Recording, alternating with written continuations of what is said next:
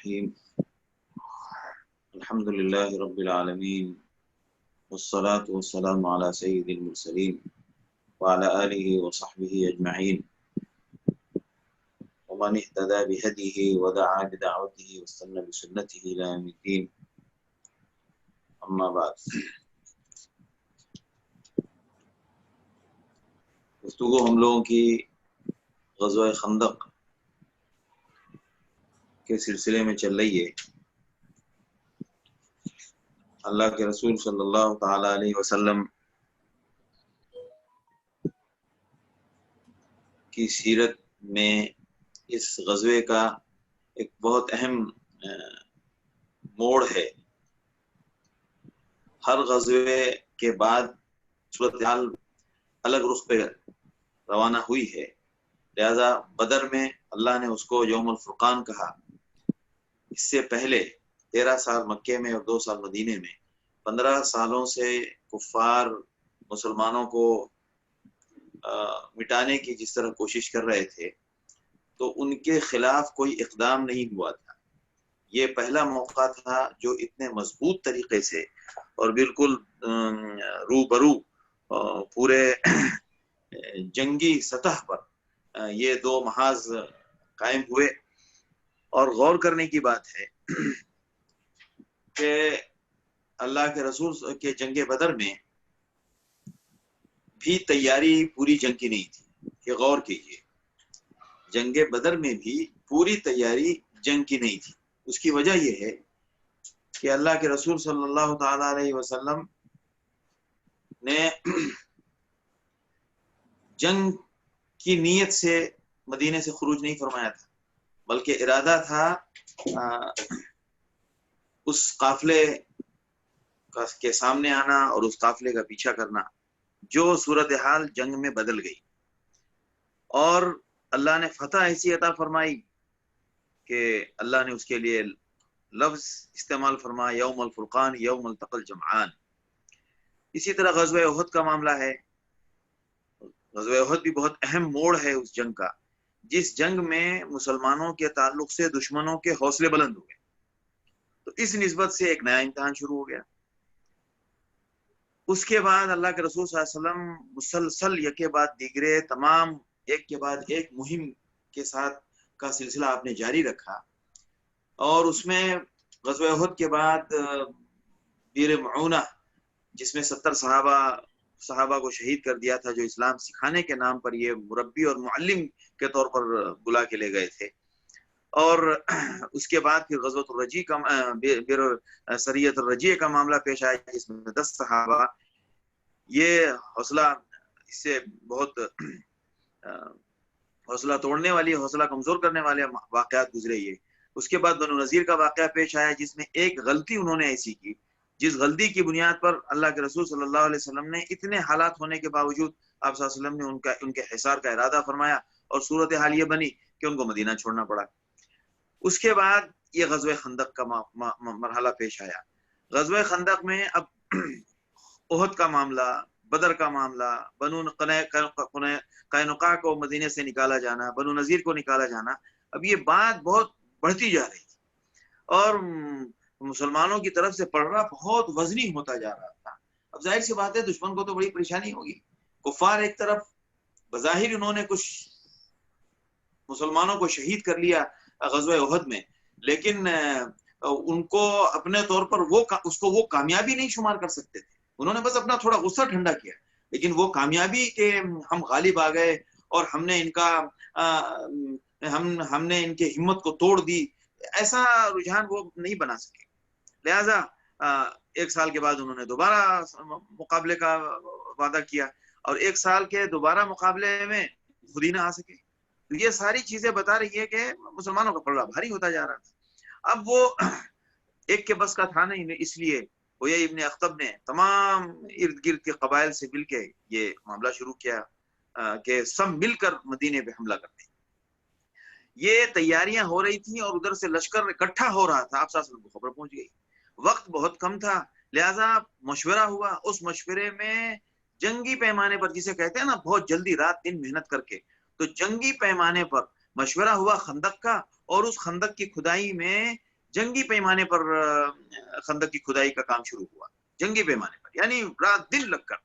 लिहाजा आप सल्लल्लाहु अलैहि वसल्लम ने 40-40 आदमियों को 10-10 गज की खंदक खोदने का हुक्म दिया, और जो तकरीबन कमोबेश इतनी लंबी थी कि जिसमें घोड़ा कूद ना सके। अंदाजा लगा रहे हैं कुछ लोग के 10 गज या 10 मीटर लंबी और 30 गज चौड़ी के गहराई, यानी डीप, गहरी, तो ताकि उसमें से दोबारा घोड़े के साथ अगर अंदर गिर गए तो घोड़ा छलांग ना लगा सके।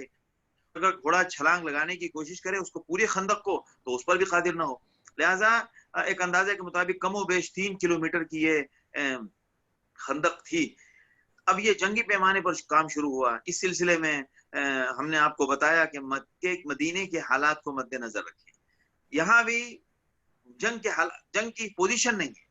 एक तो माली हालात ठीक नहीं है, इक्तिसादियात बहुत कमजोर हैं, और खाने पीने तक के मसाइल की तंगी चल रही है मदीने में। और दूसरी तरफ से जो लश्कर सामने जो मुकाबला है दुश्मन का, वो 10,000 मुकातिल यानी जंगजू 10,000 तादाद है, जो पूरी तैयारी के साथ आया है। और एक कबीला नहीं है, उसमें गतफान है, गतफान के शाख कबीले बनु गज़ारा, बनु सुलैम और बनु असद है, और कुरैश है, और फिर यहूद हैं, सब मिलकर। ला इलाहा इल्लल्लाह। लिहाजा जंगी पैमाने पर इसकी खुदाई शुरू हुई और उसमें मुख्तलिफ वाक़यात पेश आए। आपको मैंने पिछली नशिस्त में वो 2 वाक़यात भी सुनाए कि मुसलमानों के साथ अल्लाह की खास मदद का क्या मरहला और क्या अल्लाह की खास मदद शामिल हाल हुई, और थोड़ी थोड़ी से खुराक पर अल्लाह ने पूरे पूरे खंदक वालों का के लिए किफ़ायत फरमा दी। लिहाजा खंदक की खुदाई हो रही है और ये सिलसिला चल रहा है। अल्लाह के रसूल सल्लल्लाहु अलैहि वसल्लम सहाबा रजिया अशार पढ़ रहे हैं, जोश दिलाने वाले अशार पढ़ रहे हैं। और अशार, जोश दिलाने वाले अशार पढ़ने से क्या होता है कि थकान कम महसूस होती है। और ये एक जहनी बात है। बहुत सारी चीजें जो है हमारी नफ्सियात की कमजोरी और मजबूरी होती है। लिहाजा हौसला किसे कहते हैं? आपकी नफ्सियात का किसी काम करने के लिए बिल्कुल आमादा हो जाना। हौसला बुलंद होने के वक्त आपके अंदर कोई नई एनर्जी नहीं पैदा होती, लेकिन जब आपके जहन और मिजाज में हौसला पैदा हो जाए तो आपके तमाम आज़ा मुतहर्रिक हो जाते हैं, उनमें कुव्वत महसूस होने लगती है। इसी तरह अगर हौसला पस्त हो जाए तो हौसला पस्त होने में ऐसा नहीं कि हमारे बदन से खून निकल गया हो, नहीं, बल्कि हमारा हौसला जब पस्त होता है तो वो हमारी एक फिक्र है, एक नफ्सियाती दबाव होता है, जिस दबाव में हम शिकार हो जाते हैं, और हमारे आज़ा और हमारे बदन में जो ताकत है वो ताकत अपना असर छोड़ देती है और वो ताकत गायब हो जाती है। लिहाजा ये एक कैफियत होती है। तो ये रजिया अशार जो पढ़े जाते हैं, इन रजिया अशार में हौसला बढ़ता है और जोश पैदा होता है। लिहाजा खंदक की खुदाई हो रही है और आप सल्लल्लाहु सहाबा ये अशार पढ़ रहे हैं, अल्लाहुम्मा लौला अंत महतदैना वला तसद्दक़ना वला सल्लैना। ए अल्लाह, यानी अल्लाहुम्मा का मतलब यहाँ पर दुआ के साथ कहा जा रहा है कि अल्लाह लौला अंत महतदैना, आपकी जात है अल्लाह, तेरी जात है जिसने हमें हिदायत दी, तूने ही हमें हिदायत दी है। अगर तू हमें हिदायत न देता तो न तो हम राह रास्त पर आते और न हम सदका करते और न हम नमाजें पढ़ते। ये जितने भी खैर के काम और नेक अमाल कर रहे हैं, ये अल्लाह ये सब तेरी रहमत और तेरा फजल है और तेरी ही नेमत है। फअंज़िलन सकीनतन अलैना, तो अल्लाह हमारे ऊपर सकीनत नाज़िल फरमा, हमारे अंदर से खौफ और हमारे अंदर से जो घबराहट की कैफियत है, अल्लाह उसको दूर फरमा, हमें सकीनत, हमारे ऊपर सकीनत नाजिल फरमा। वसब्बितिल अक़दाम इल्ला क़ैना, और अल्लाह हमारे कदम को मजबूती से अल्लाह हमारे कदम को या अल्लाह जमा के रखना। अगर हमारा दुश्मन के साथ मुकाबला हो, अगर हमारे दुश्मन के साथ मुठभेड़ हो जाए तो या अल्लाह हमारे कदमों को जमा देना है। इन्नल उला क़द बग़ौ अलैना व इन अरादू फितनतन अबैना, बेशक वो लोग जो हमारे ऊपर जिन्होंने चढ़ाई की है और जो हम पर हमला आवर होने का इरादा रखते हैं और जो उस नीयत से यहाँ तक पहुंचने की कोशिश कर रहे हैं, इन अरादू फितनतन, अगर उनके दिल में, अगर वो हमारे साथ कोई आजमाइश की उनकी नीयत है और हमें किसी परेशानी में मुब्तला करने का इरादा है उनका, तो हम उनका मुकाबला करेंगे और हम पीछे हटने वाले नहीं हैं। तो इन अशार का जो काफिया है वो सल्लैना है और लाक़ैना है, अबैना है। तो जब अशार पढ़ते थे सहाबा, अल्लाहुम्मा लौला अंत महतदैना वला तसद्दक़ना वला सल्लैना, तो आप सल्लल्लाहु अलैहि वसल्लम सल्लैना में आवाज मिलाते थे। जैसे वो पढ़ते हुए आते थे अल्लाहुम्मा लौला अंत महतदैना वला तसद्दक़ना वला सल्लैना, तो आप सल्लल्लाहु अलैहि वसल्लम भी फरमाते थे वला सल्लैना फअंज़िलन सकीनतन अलैना व थब्बितिल अक़दाम इन लाक़ैना, तो आप सल्लल्लाहु अलैहि वसल्लम भी इन अल्फाज में अल्फाज मिलाते थे इन लाक़ैना इन्नल उला क़द बग़ौ अलैना व इन अरादू फितनतन अबैना, तो आप सल्लल्लाहु अलैहि वसल्लम भी इसमें अल्फाज मिलाते थे अबैना, यानी आवाज में आवाज मिलाई जाती है ना जब रज़िया अशार पढ़े जाएं। तो आपने देखा होगा गजल या कोई मुशायरा कोई गजल पढ़ी जाए तो मजमा साथ में आवाज मिलाता है, उसमें एक जोश पैदा होता है और वो जोश है जो इंसान की तमाम ताकतों को जिंदा करता है।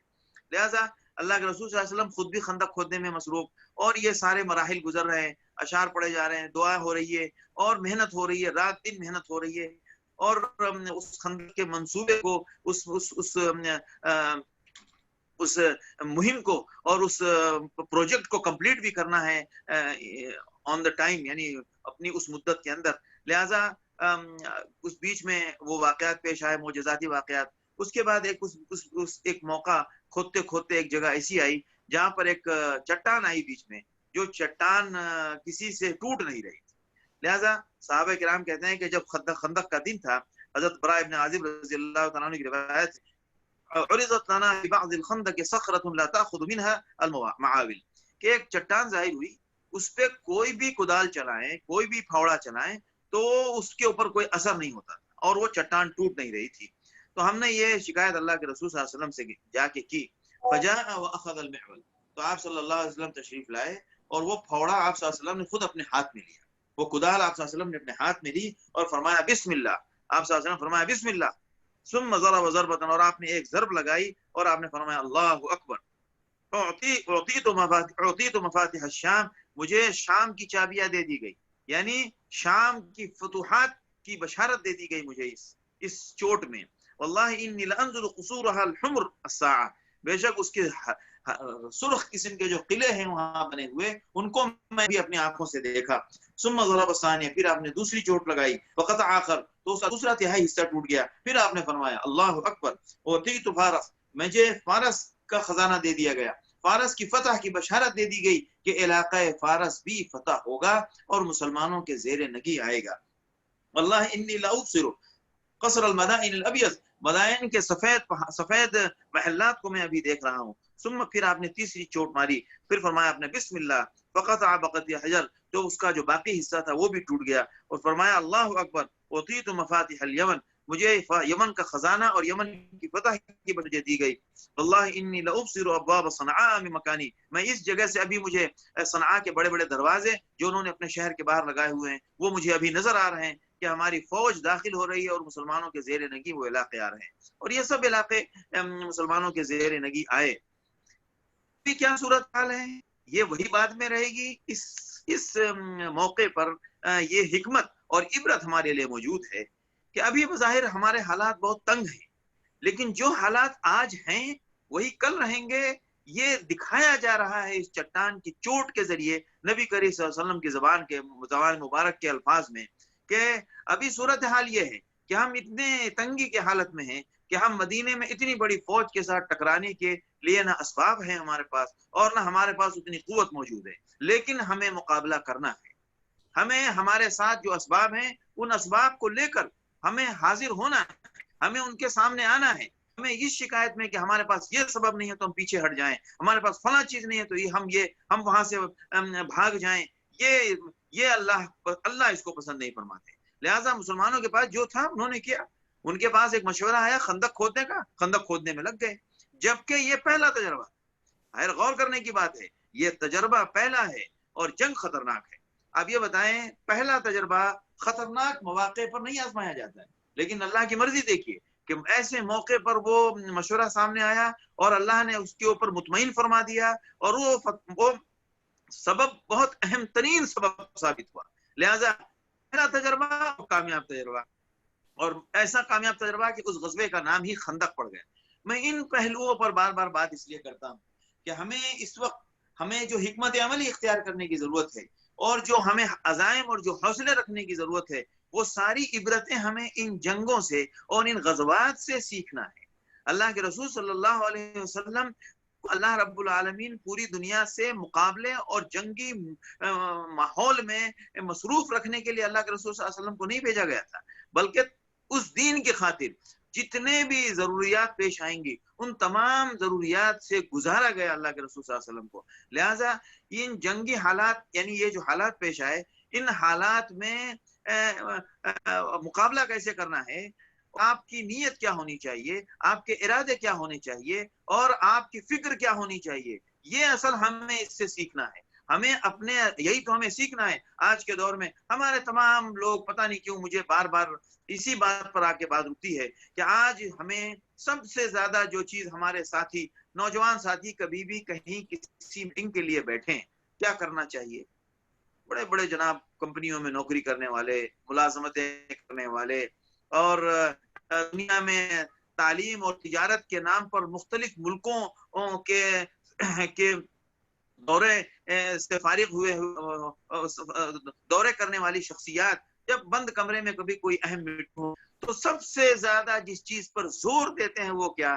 دراصل آپ یقین کیجئے، میں نے ایسی بہت ساری میٹنگیں اٹینڈ کی ہیں، اس میں جو چیز لوگوں کے دماغ میں کام کرتی ہے، جس کے لیے وہ بار بار تعلیم کی بات کرتے ہیں، دراصل اس تعلیم کے پیچھے اچھی نوکری، اچھی تنخواہ اور اچھے اسباب زندگی کے علاوہ دوسرا کوئی نظریہ کام نہیں کرتا ہے۔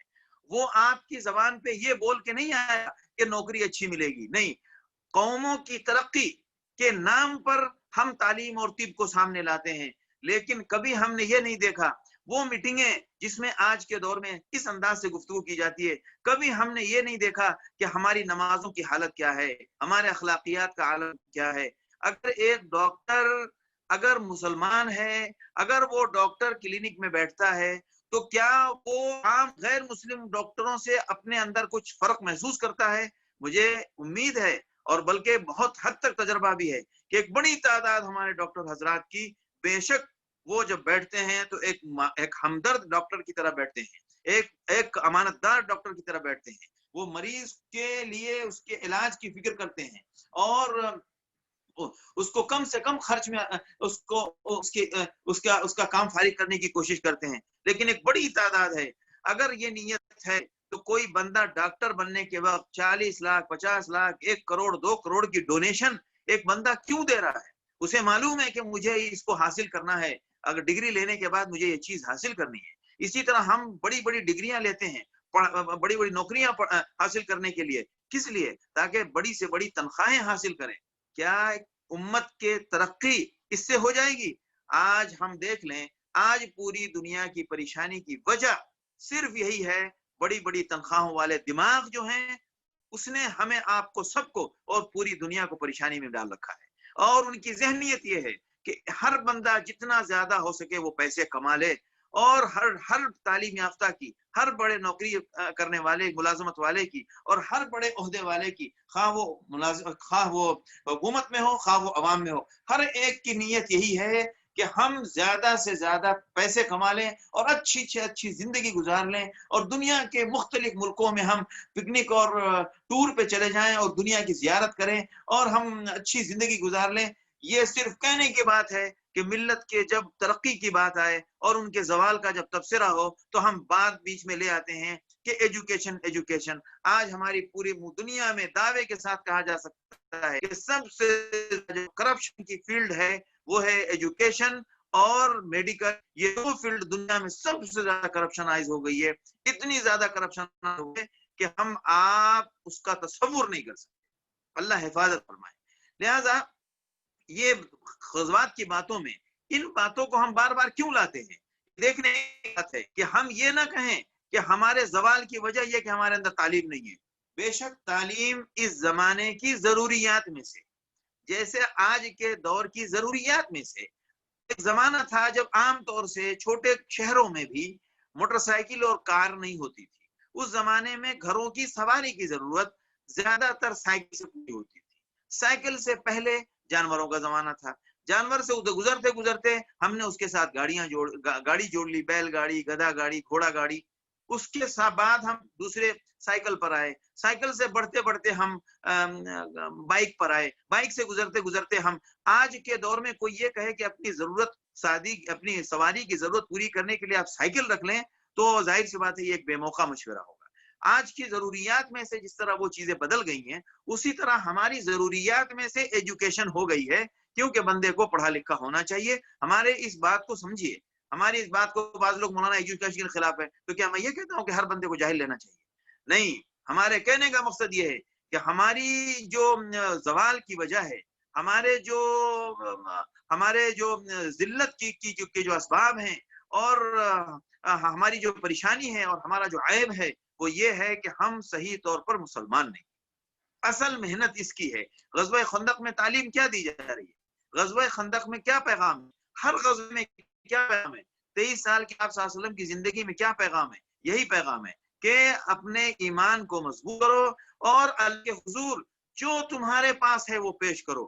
کروڑ پتی کو کروڑ کی سطح پہ پیش کرنا پڑے گا، لاکھ پتی کو لاکھ کی شکل میں پیش کرنا پڑے گا، ایک غریب کو اپنی صحیح جذبات کے ساتھ پیش آنا پڑے گا، پیسے والے کو پیسے کے ساتھ جذبات بھی سیدھے رکھنے پڑیں گے، نیت بھی ٹھیک رکھنی پڑے گی، اور جس کے پاس پیسہ نہیں ہے تو وہ کم سے کم اپنی نیت ٹھیک رکھے، کیونکہ میرے پاس صرف نیت ہی ہے، میرے پاس صرف میرا اپنا دل ہی ہے، میں اس کو صاف رکھ کے اپنے جسم کے ساتھ جو اللہ کے حضور پیش کرنا ہوگا، وہ میں جسمانی طور پر جو کچھ بھی مجھے محنت کرنی ہوگی وہ محنت پیش کرنے کے لیے میں حاضر ہوں۔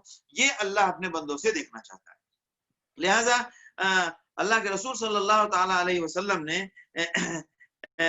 یہ غزوہ خندق ہے، ابھی حالات کیا ہیں؟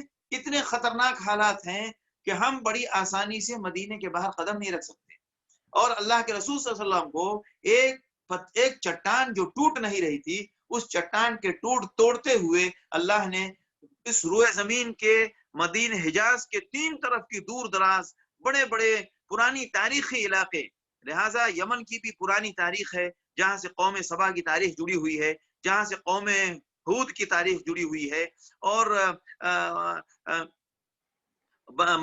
شام جو اپنے آپ میں بہت بڑی تاریخی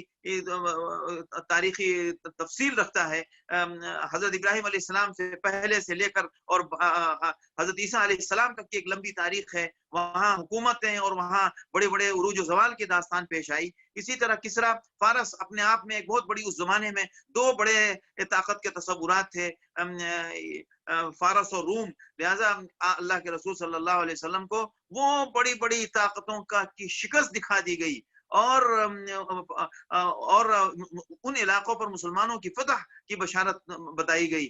اور اپنی صورتحال، موجودہ صورتحال یہ ہے کہ کھانے کے لیے گھر میں، مسلمانوں کے گھروں میں کافی مقدار نہیں ہے جو لوگوں کے لیے کافی ہو سکے، لہذا جو حالات اب ہیں وہ نہیں رہتے ہیں، لیکن جن حالات سے ہم گزر رہے ہیں ان حالات میں ہمارا ایمان مضبوط ہونا چاہیے، ہماری نیت صاف ہونی چاہیے۔ اللہ بخل کو پسند نہیں کرتا، اسی طرح اللہ بزدلی کو بالکل پسند نہیں کرتا، اللہ خوف زدہ رہنے کی کیفیت کو پسند نہیں کرتا، اللہ احتیاط کو پسند کرتا ہے۔ مثال کے طور پر اگر باہر خطرہ ہے تو احتیاط یہ ہے کہ ہم باہر نہ جائیں، لیکن یہ کہ ہم ڈرے ہوئے رہیں، نہ بھائی مجھے ڈر لگتا ہے، اللہ خوف کی حالت کو پسند نہیں کرتا۔ لہٰذا پورے قرآن میں اللہ نے خشیت اللہ کے خوف و طمع، انما یخشی اللہ من عباد العلماء، خشیت اللہ کو پسند ہے لیکن صرف اللہ کی ذات کے ساتھ، دوسرے کسی چیز سے بھی ڈرنے کو اللہ نے پسند نہیں کیا، بلکہ اللہ نے خوف کو دور کیا ہے، اور خوف دور کرنے کی قرآن میں اور حدیث میں تعلیمات ہیں۔ لہٰذا اپنے حالات یہ ہوں، اور کل کیا ہوگا یہ اللہ کی مرضی ہے۔ لیکن اب آپ یہ بتائیں، جو لوگ غزوہ خندق اور غزوہ فتح مکہ کے بعد جو مسلمان ہوئے، انہوں نے وہ حالات نہیں دیکھے جو تنگ سے تنگ تر اور مشکل ترین احوال جو گزر چکے تھے۔ اسی لیے قرآن نے فرمایا ہے کہ جو لوگ سورہ حدید میں موجود ہے کہ جو لوگ فتح کے بعد قتل کریں گے یا اللہ کے نام پر خرچ کریں گے، ان کا مقام اور جو ان سے پہلے والوں نے خرچ کیا ہے، فتح مکہ سے پہلے اور بعد والوں کا ثواب اجر برابر نہیں ہے۔ اب اندازہ لگائیں، تو جو ان حالات سے گزر رہے ہیں، ان حالات سے گزرنا کوئی مایوسی اور کوئی محرومی کی بات نہیں ہے، بلکہ سخت ترین حالات سے گزرنے والے مسلمان خوش نصیب ہوتے ہیں۔ اب یہ الگ بات ہے کہ بعد والوں کو بھی اللہ محروم نہیں کرتا، اللہ ان کو دوسری شکل میں جس کو جو فضیلت دینے ہوگی اللہ عطا فرمائے گا. لیکن آج اگر مسلمان بہت سیاسی طور پر حکومتیں موجود ہیں ہماری، لیکن اس کے باوجود بہت سارے ہم بولنے سے مجبور ہیں، بہت کچھ کرنے سے مجبور ہیں، کرنا چاہتے ہیں، لیکن کرنے کے اسباب اور کرنے کی شکلیں بدلی ہوئی ہیں. ایسا ہوتا ہے، ایسا تاریخ میں ہوتا ہے. ایسا ضروری نہیں ہے کہ یہ ہمارے کرنے کی وجہ سے ہوا، نہیں، یہ اللہ کا نظام ہے. اللہ دونوں شکلیں لاتا ہے. اسی لیے اللہ نے اقتدار کا نظام اللہ نے اپنی طرف منظور فرمایا. قل اللہم مالک الملک تؤتی الملک من تشاء وتنزع الملک ممن تشاء. ہم جس کو چاہیں گے اس کو اقتدار دیں گے. یہ اقتدار کی الٹ پلٹ کیوں ہوتی ہے، الٹ پلٹ کیوں ہوتی ہے؟ اس لیے ہوتی ہے کہ کبھی اللہ ہمیں اقتدار دے کر آزماتا ہے اور کبھی اللہ ہم سے اقتدار لے کر آزماتا ہے. لہذا کبھی ہم رعیت ہو کے آزمائے جاتے ہیں اور کبھی ہم حاکم ہو کے آزمائے جاتے ہیں. تو یہ تو حالات آنا ضروری ہے. لیکن ہماری عوام جب مشورے میں بات کرے گی تو یہ بات کرے گی کہ ہمیشہ اقتدار ہمارے پاس ہونا چاہیے. یہ سوچنے کا انداز سمجھ میں نہیں آیا. مسلمانوں کے سوچنے کا انداز یہ ہونا چاہیے کہ ہم مسلمان ہیں، ہمارے اعمال ٹھیک ہونے چاہیے، ہمارے اخلاق ٹھیک ہونے چاہیے. ہمارے یہاں جو اللہ کے رسول صلی اللہ علیہ وسلم احکام لے کر آئے ہیں ان احکام کو زندہ کرنے کی فکر ہونی چاہیے. ہمارے یہاں اگر بے پردگی ہے تو اس بے پردگی کو دور کرنے کی محنتیں ہونی چاہیے. ہمارے یہاں اگر سود کے ساتھ لوگوں کے معاملہ کرنے کا رواج عام ہے تو اس کی اصلاح کی کوشش ہونی چاہیے. ہمارے یہاں اگر بد اخلاقی عام ہے تو اس بد اخلاقی کو مٹانے کے لیے امت میں رات دن کوششیں ہونی چاہیے.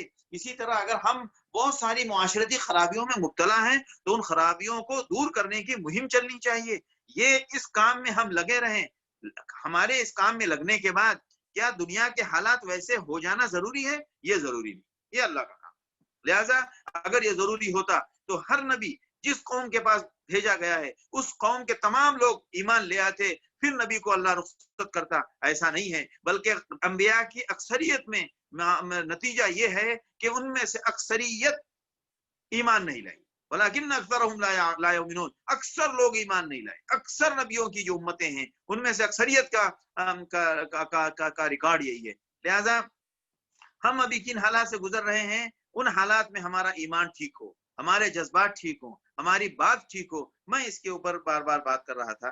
اس کے بعد جب وہ مرحلہ گزرا، وہ مرحلہ گزرنے کے بعد وہ چٹان ٹوٹ گئی اور وہ سلسلہ جاری رہا یہاں تک کہ وہ پروجیکٹ کمپلیٹ ہو گیا. خندق کھودے جانے کا کام پورا ہو گیا. ادھر خندق کھودے جانے کا کام پورا ہوا ہے اور ادھر وہ فوجیں پہنچ گئی. اللہ کا نظام دیکھیں کہ جیسے یہ خندق کی تکمیل ہو گئی، خندق کھود لی گئی اور ادھر سے وہ 10,000 کا لشکر الجیش العرمرم، یعنی ایک دم اچھلتا ہوا لشکر وہ پہنچ گیا. اب اس لشکر کے پہنچنے کے بعد ظاہر سی بات ہے وہ سب لوگوں نے اپنی اپنی جگہ طے کی. ایک قوم ایک یونٹ غزوہ احد کے قریب بیٹھا، ایک مجمع الاسیال جہاں پہ بیر روما تھا وہاں پہ ایک ٹھہرا. 3 جگہوں پر انہوں نے اپنا پڑاؤ ڈالا. وہ لشکر بیٹھا رہا وہاں. ادھر مدینے میں اللہ کے رسول صلی اللہ تعالی علیہ وسلم خندق کے اس پار قریب کے علاقوں میں آپ صلی اللہ علیہ وسلم نے صحابہ کو خندق کے کنارے کنارے متعین کر دیا، تعینات کر دیا. اور مسجد فتح جو ایک مسجد ہے خندق کے مدینے کے ایک محلے میں، جو آج بھی لوگ وہاں جا کر دیکھتے ہیں جبل سلا کے پاس، وہاں پر آپ صلی اللہ علیہ وسلم نے اپنی قیادت کا مرکز بنایا اور آپ صلی اللہ علیہ وسلم کے لیے وہ جگہ متعین کی گئی جہاں سے آپ قیادت فرما رہے تھے. اور تمام مکے میں مدینے کے اندر جو خواتین تھیں، جو بچے تھے اور جو لوگ تھے جو جنگ میں نہیں شریک ہو سکتے تھے، شرکت سے معذور تھے، ان تمام لوگوں کو گھروں سے نکال کے چھوٹے چھوٹے ٹیلوں اور پہاڑیوں پہ ان کو ان کی جگہ وہاں متعین کر دی گئی تھی کہ آپ لوگ گھروں سے نکل جائیں، تاکہ اگر وہ حملہ آور ہوں گے تو گھروں میں اکٹھا حملہ کریں گے تو ہمارے بچوں اور عورتوں کی جانیں محفوظ رہ جائیں. لہٰذا ان کی حفاظت کے لیے بندوبست یہ کیا گیا کہ ان کو پھیلا دیا گیا چھوٹی چھوٹی پہاڑیوں پر، اور ان کو وہاں گھروں سے نکال کے وہاں حفاظت کے لیے، وہاں پناہ گزی ہونے کے لیے کہہ دیا گیا. لہذا بچے، عورتیں اور جو بوڑھے تھے وہ سب ان جگہوں پر چلے گئے. اور مسلمان جو جنگجو مقاتل تھے 3,000 کی تعداد تھی، یہ سب اس کے کنارے پر، خندق کے کنارے پر تعینات تھے. دشمن کے مقابلے کے لیے. لہذا جب یہ لشکر ادھر سے پہنچا اور قریش فی اربعۃ آلاف حتی نظرت بمجتمع الاسیال من دوما بین الجرف وضعابہ، وہ سب جگہوں کے نام ہیں، اور غطفان بھی آ گیا. تو ولما رأى المؤمنون الاحزاب، اتنے بڑے لشکر کو دیکھ کر جب مسلمانوں نے دیکھا، جنہوں نے کہا هذا ما وعدنا اللہ ورسولہ، یہ تو اللہ کے رسول کا ہم سے وعدہ تھا کہ دین کے نام پر بڑے امتحانات ہوں گے اور بہت تم کو باطل قوم سے اور دشمنوں سے ٹکرانا پڑے گا، لہٰذا یہ موقع آ گیا. وصدق اللہ ورسولہ، اور بے شک اللہ اور اللہ کے رسول کا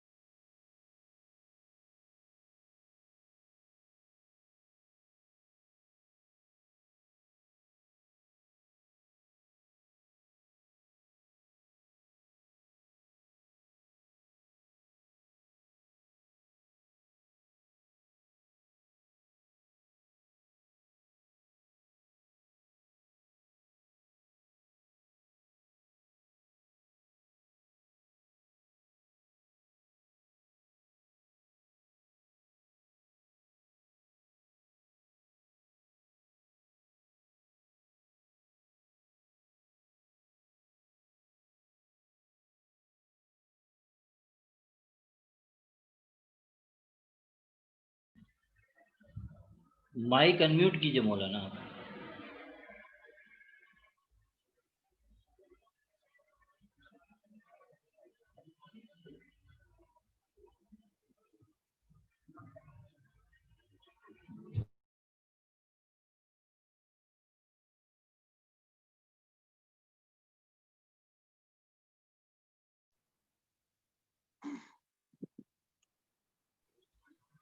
تو لہٰذا یہ وہ جگہ تھی جہاں وقلت قریش فی اربعۃ آلاف، وہ سب وہاں پہنچے تو انہوں نے کہا ولما رأى المؤمنون الاحزاب قالوا هذا ما وعدنا الله ورسوله وصدق الله ورسوله وما زادهم الا ایمانا وتسلیما. اور منافقین نے جب دیکھا تو انہوں نے کہا اذ یقول المنافقون والذین فی قلوبهم مرض ما وعدنا الله ورسوله الا غرورا. منافقین تو کہنے لگے کہ یہ تو ہمارے ساتھ اللہ اور اس کے رسول نے دھوکہ دیا ہے، ہمارے ساتھ فراڈ کیا ہے، ہمارے ساتھ چیٹنگ ہوئی ہے.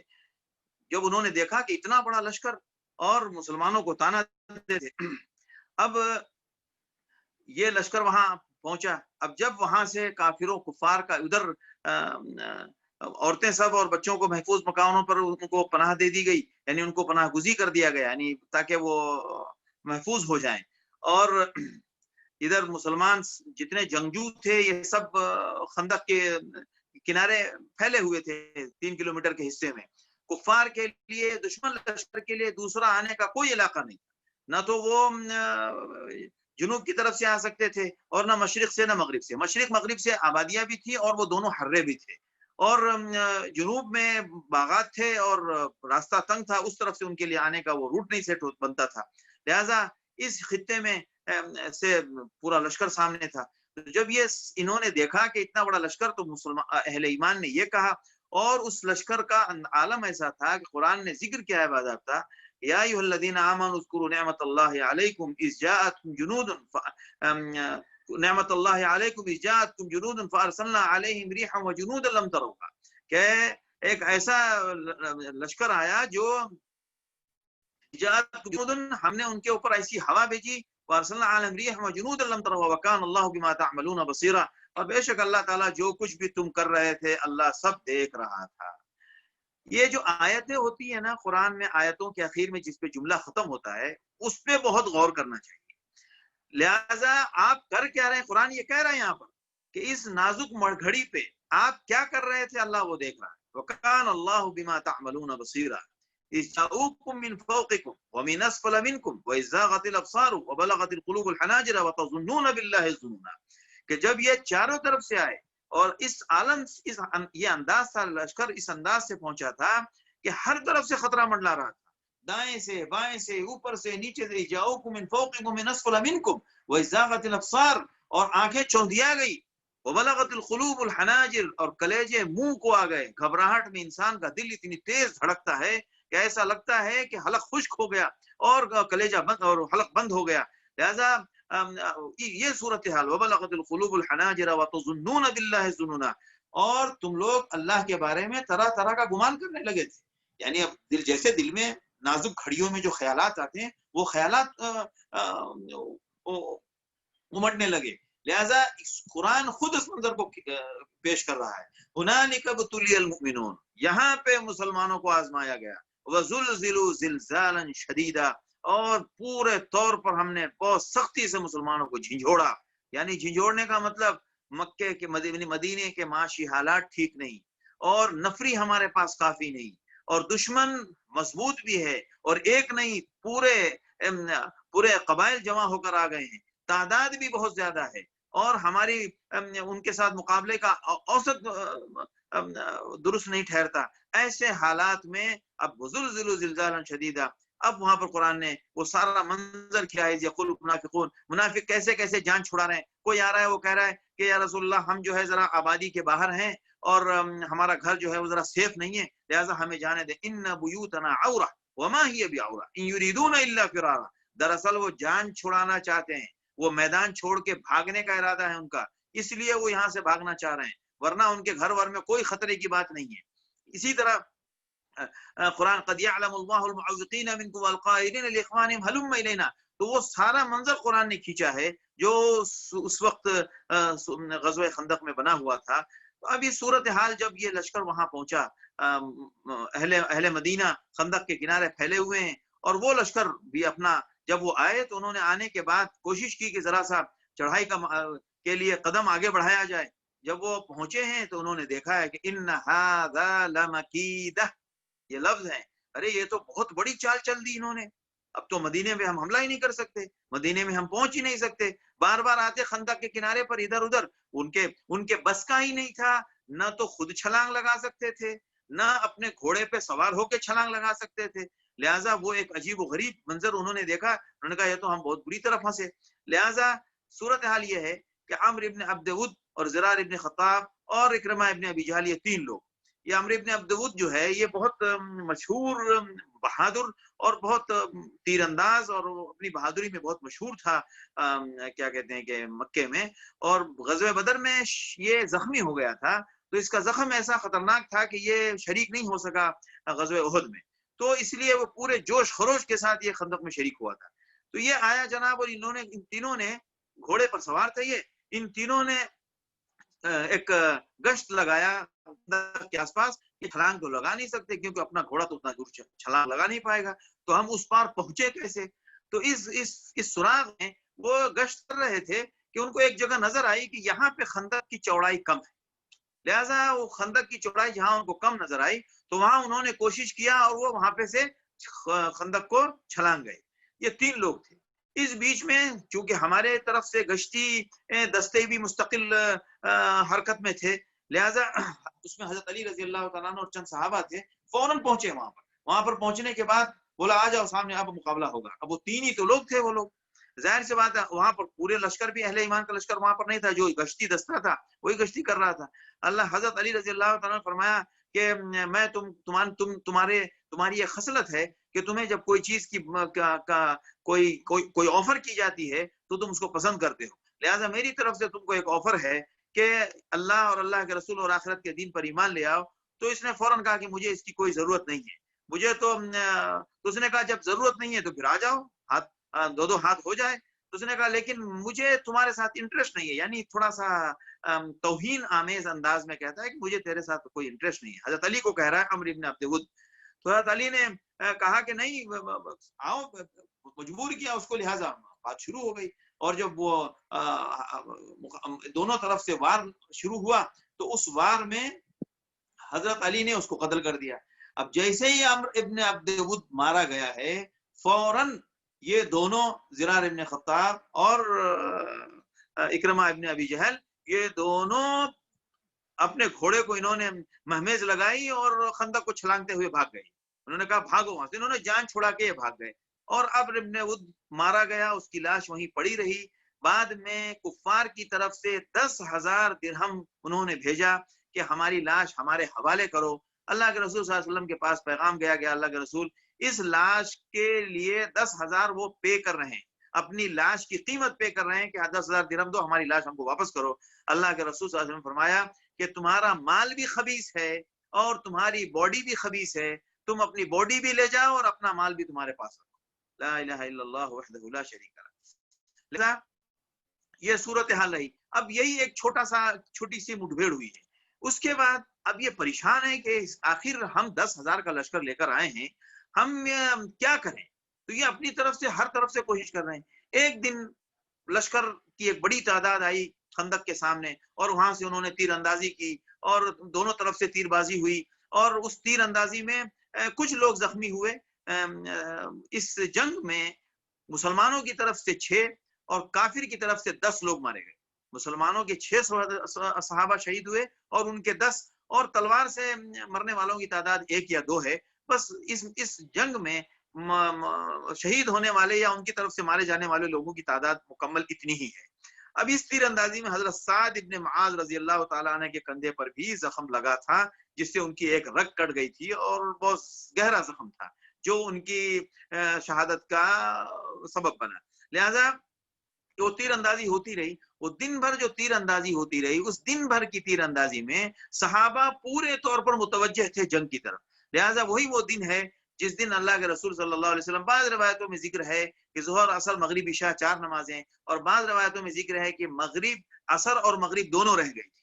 تو جب چونکہ مکمل ان کی طرف متوجہ رہنا تھا اور معاملہ بہت نازک تھا، لہذا مغرب کے وقت صحابی نے کہا اللہ کے رسول نماز تو مغرب کا وقت تو آ گیا ہے اور میں نے نماز نہیں پڑھی. تو آپ صلی اللہ علیہ وسلم نے بھی فرمایا کہ میں نے بھی نہیں پڑھی ہے. اور پھر آپ صلی اللہ علیہ وسلم نے مغرب کے بعد عصر پڑھی اور عصر کے بعد آپ یعنی سورج غروب ہونے کے بعد آپ صلی اللہ علیہ وسلم نے عصر پڑھی پہلے، اس کے بعد مغرب پڑھی. اور بعض روایتوں میں 4 نمازوں کا ذکر ہے کہ 4 نمازیں ساتھ میں پڑھی گئی.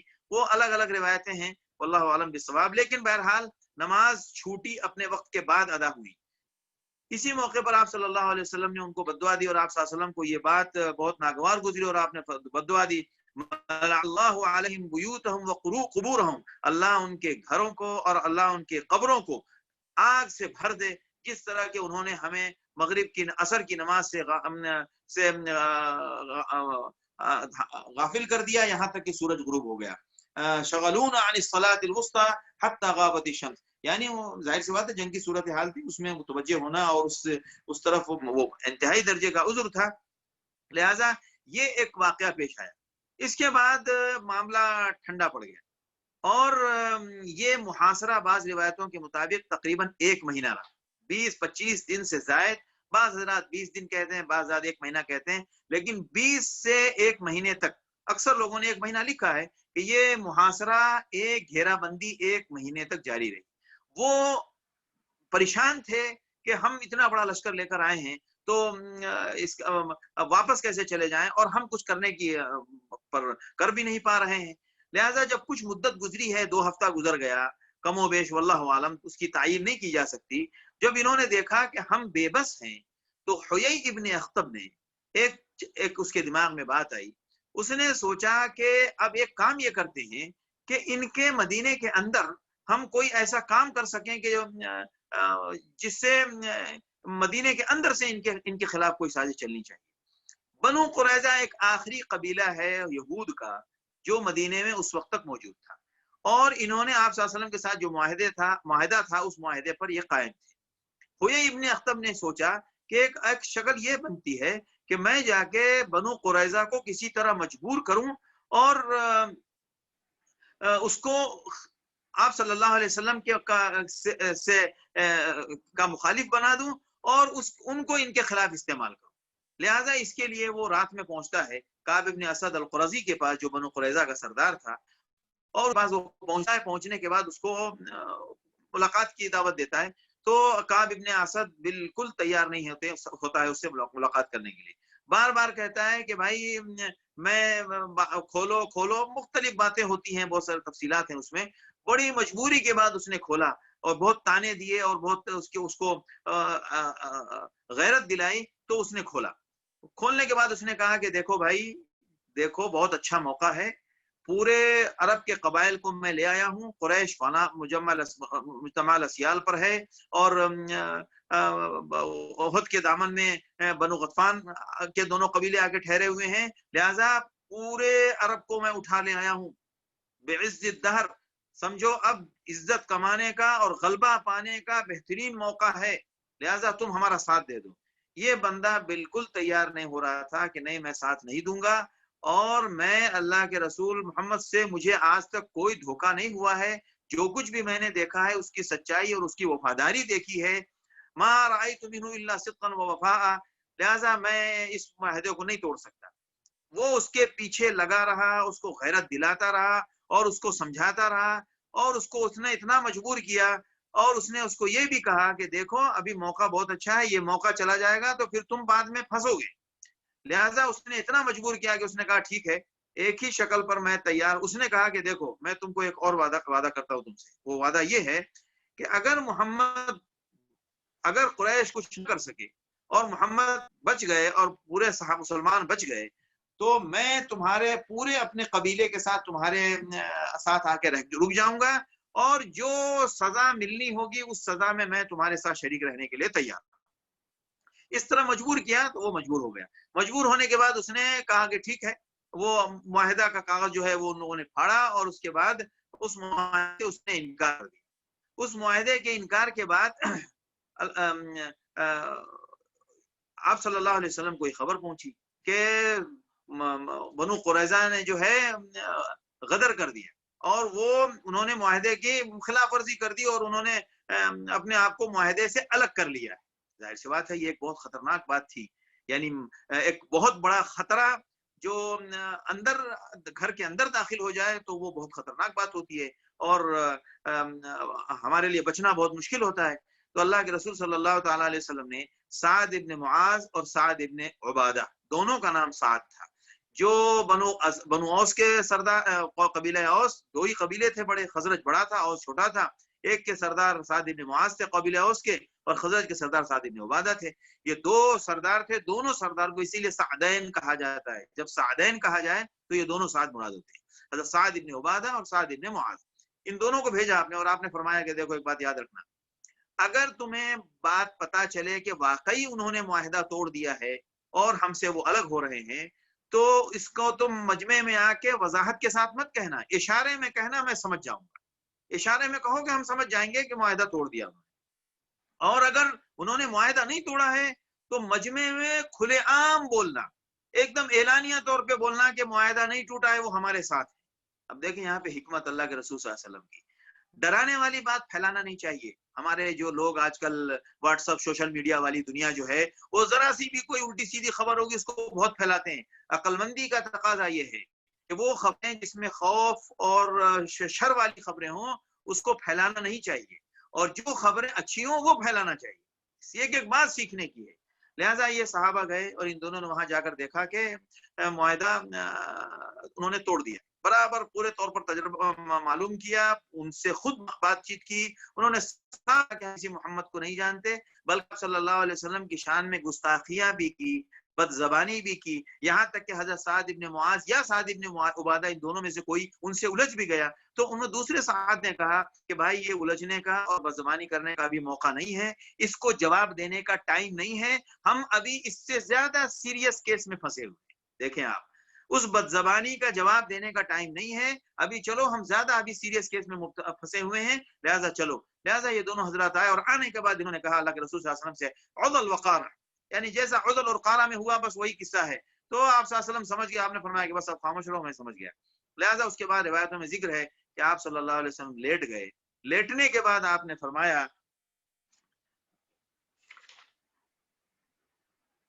وہ میں آپ کو وہ الفاظ سناؤں. ہاں، لیٹنے کے بعد آپ صلی اللہ علیہ وسلم نے فرمایا اللہ اکبر ابشروا یا معشر المسلمین بفتح اللہ ونصرہ. یہ الفاظ فرمایا آپ نے کہ اے اللہ کی بات ذات بہت بڑی ہے، اے مسلمانوں تم کو بشارت سناتا ہوں اللہ کی طرف سے فتح اور نصرت کا فیصلہ آ گیا. لہذا جب صدائیں بہت بڑھ جائیں، چاروں طرف سے گھیر لیں، تو سمجھ لیں کہ اب نصرت بہت قریب ہے. اب نصرت کا زمانہ، فتح کا زمانہ بہت قریب آ گیا. یہ الفاظ ہیں اللہ اکبر ابشروا یا معاشر المسلمین بفتح اللہ و نصری. سچویشن کیا ہے؟ سچویشن بالکل مختلف ہے.